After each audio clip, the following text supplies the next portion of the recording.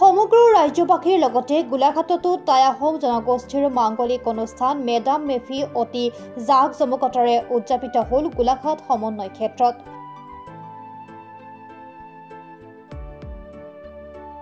সকলো জাতি জনগোষ্ঠীৰ ৰাইজ আহি ভাগ ল'লে পৰম্পৰাগত আধ্যাত্মিকতাৰে সমৃদ্ধ মেডাম মেফি অনুষ্ঠানত। মেডাম মেফিৰ মাংগলিক অনুষ্ঠান টাই পুৰোহিত মুলুংসকলে কৰা উপৰি পুৰুষসকলৰ দাম্ভি অনুষ্ঠানৰ পাছত মুকলি সভাত সম্বৰ্ধনা জনালে ভালে সংখ্যক জাতি জনগোষ্ঠীৰ বিষয়ববীয়াক। উদযাপন সমিতিৰ কাৰ্যকৰী সভাপতি মানচাও মুনীন্দ্ৰ মোহন গগৈয়ে আধৰা সভাত উপস্থিত অসমবাসী ৰাইজক শুভকামনা জনালে আলফাৰ প্ৰাক্তন সভাপতি অৰবিন্দ ৰাজখোৱাই। উদযাপন সমিতিৰ মেডাম মেফিভাগ সুন্দৰভাৱে সমাপন কৰা যিসকল কাৰ্যকৰ্তাই পূৰ্ণ সহযোগিতা আগবঢ়ালে সকলোলৈকে ধন্যবাদ আৰু কৃতজ্ঞতা জনালে উদযাপন সমিতিৰ সভাপতি ক্ৰীড়া সংগঠক মানচাও সঞ্জীৱ সন্দিকৈয়ে। অৰবিন্দ ৰাজখোৱাক আজি বহুত দিন মই দেখিছোঁ, আগৰ পৰাই শুনি আহিছিলোঁ নামটো। অৰবিন্দ ৰাজখোৱাক আমি কোনো কাহিনী দেখা নাই ওচৰৰ পৰা। আজি খুব ভাল লাগিছে। পুলিন পুঠাসকলৰ যি মেডাম মেফি এই অনুষ্ঠানত আপুনি উপস্থিত হৈ আমি আনন্দৰে উপচাই পেলাইছোঁ। আজি আমি আহোম জনগোষ্ঠীক আপুনি কি মেছেজ দিব আমাক গোলাঘাট সমন্বয় ক্ষেত্ৰৰ পৰা? আহোম জনগোষ্ঠীয়ে মেডাম মেফি পুলিন পুঠাক উপাসনা কৰাৰ দিন, প্ৰাৰ্থনা কৰাৰ দিন আৰু তেওঁলোকৰ আশীৰ্বাদ বিচাৰি প্ৰাৰ্থনা কৰা যিটো দিন, এই দিনটোত বিশেষভাৱে সমগ্ৰ অসমৰ সদৌতি আহোম ৰাইজলৈ উত্থান জনাইছোঁ, শুভেচ্ছা জ্ঞাপন কৰিছোঁ, শ্ৰদ্ধা জ্ঞাপন কৰিছোঁ। ইয়াৰ লগতে এটা বাৰ্তা মই দিব বিচাৰোঁ নিশ্চিতভাৱে যে আমি প্ৰাৰ্থনা আশীৰ্বাদ বিচাৰি বছৰে বছৰে যদিও প্ৰাৰ্থনা কৰোঁ, কিন্তু বহুতে এই কথাটো ভাবিব নোৱাৰে যে আমাৰ উপৰিপুৰুষসকলে ইতিমধ্যে আশীৰ্বাদ হিচাপে এখন অসম ভূমি আমাক দি গৈছে। আমাৰ পূৰ্বপুৰুষসকলে আশীৰ্বাদ হিচাপে খিলঞ্জীয়া এখন অসমীয়া জনসমাজ দি গৈছে। এতিয়া বৰ্তমান প্ৰজন্মৰ আমি যিসকল বৰ্তমানত আছোঁ, আমাৰ এতিয়া দায়িত্ব আছে যে এই খিলঞ্জীয়া জনসমাজখন তেওঁলোকৰ আমাৰ পুলিন পুঠাৰ যিটো মূল মন্ত্ৰ সম্প্ৰীতি, সমন্বয়, সংহতিৰ যি সমাজ, এই সম্প্ৰীতি, সমন্বয় আৰু সংহতিক যিমান পাৰি শক্তিশালী কৰি এখন সবল খিলঞ্জীয়া অসমীয়া জনসমাজ গঢ়াৰ যিটো দায়িত্ব, এই দায়িত্বটো যাতে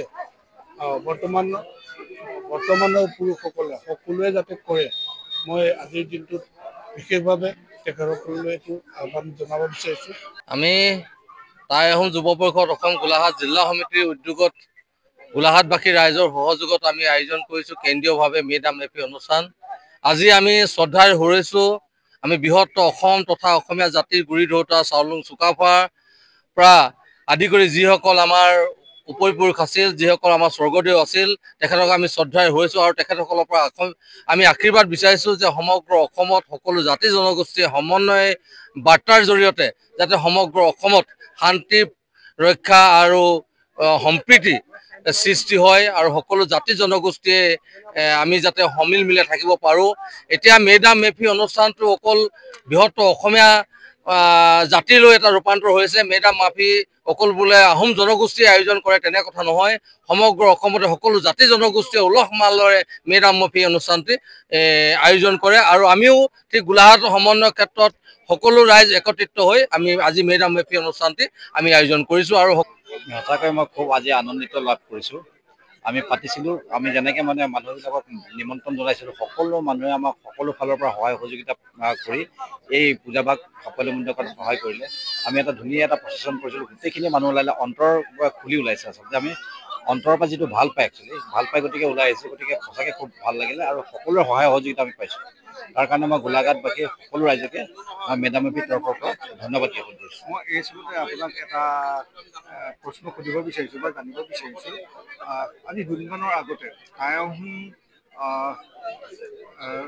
ছাত্ৰ সন্থাৰ সভাপতি বসন্ত গগৈদেৱে এটা উত্থাপন কৰিছে প্ৰশ্ন যে গুৱাহাটীৰ বিশ্ববিদ্যালয়ৰ উপাচাৰ্য মহোদয়ে মেডাম মেফিৰ যিটো অনুষ্ঠান, এই অনুষ্ঠানটো বন্ধুক আংশিকভাৱে দিয়া হৈছে, এইটো বৃহৎ প্ৰতিবাদ হৈ পৰিছে। আচলতে ইয়াৰ আপুনি কি ক'ব? আমাৰো বেয়া লাগে। আমাৰতো আগৰ পৰাই চুকাফা দিৱস হিচাপে মেডাম মেফিটো মানি আহিছিলে সকলোৱে, আৰু প্ৰত্যেক বছৰে আমাৰ বন্ধ দি আহিছে। গতিকে এবাৰ দিয়া দেখি সঁচাকৈ আমাৰো দুখ প্ৰকাশ কৰিছোঁ।